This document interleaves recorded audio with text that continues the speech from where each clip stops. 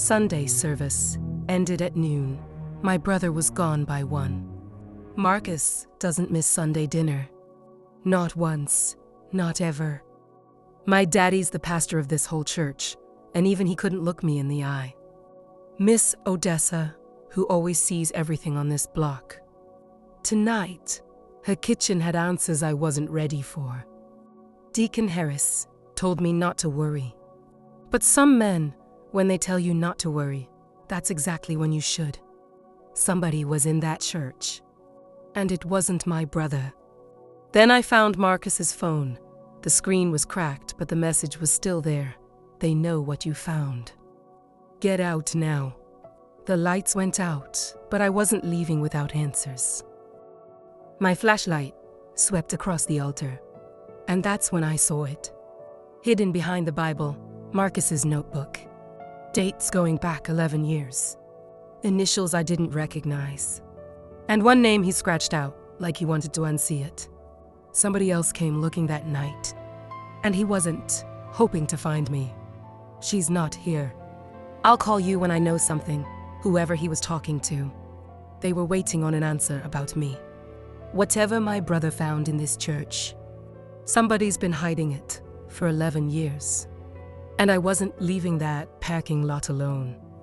But before I could even put the car in drive, headlights flooded my rearview mirror. I had one hand on the wheel and one hand ready to drive straight through him if I had to. It was Corey, Marcus's oldest friend.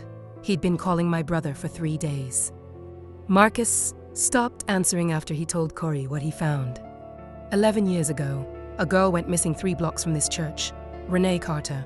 The case went cold in 2 weeks. Marcus started digging because Renee's mother came back asking questions again. I remember Renee. We were kids together. Marcus found something in the old church financial records, something that connected a name from back then too. Somebody still sitting in that congregation today. I showed Corey the page my brother tried to scratch out. And when he saw the name, his face told me everything before he said a word. Tasha. That's my uncle's name. Before I could even process it, headlights swept the windows. Somebody was outside. Nobody knew Corey was talking to me tonight. Whoever was looking for me in that parking lot just found where I was hiding. Whoever was on the other side of that door wasn't hiding anymore. Uncle Frank. That you? Open the door, Corey. Ain't no use pretending none of us don't already know. You look just like your mama did, he said. I didn't care. I needed my brother. Marcus came to him 2 weeks ago with this same page. Frank told him to let it go. Renee Carter didn't run away. She found out something about church money that should have stayed buried. Some of them made a choice they've regretted ever since. They swore they never hurt her, just paid her to leave town quiet, and made sure it stayed that way. But Marcus. Frank said Marcus is alive. Whoever has him is keeping him alive just to keep the rest of them scared. Marcus didn't just write down names in that notebook. He wrote down where it happened. This was the place. The house where they took her. Then I heard it. It was Marcus. I ran to the door. Padlocked from the outside.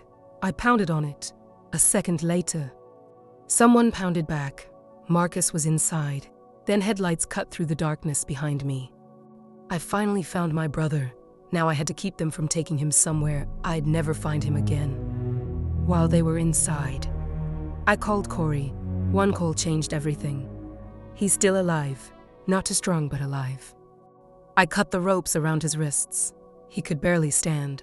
Then he looked at me and whispered, "Don't let them burn the files." We ran. They were right behind us. Every second felt like our last. Then, police sirens. Blue lights filled the yard. It was over. Detectives uncovered the files Marcus wrist. Everything to protect. Renee Carter never disappeared on her own. She uncovered years of financial fraud hidden by a small group inside the church.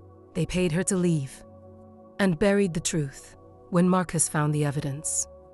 They kidnapped him to keep it hidden.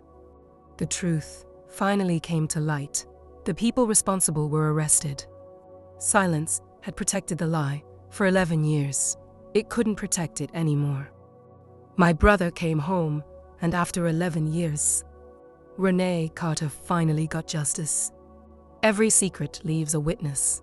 Every truth finds its voice. Subscribe for more cinematic mystery stories.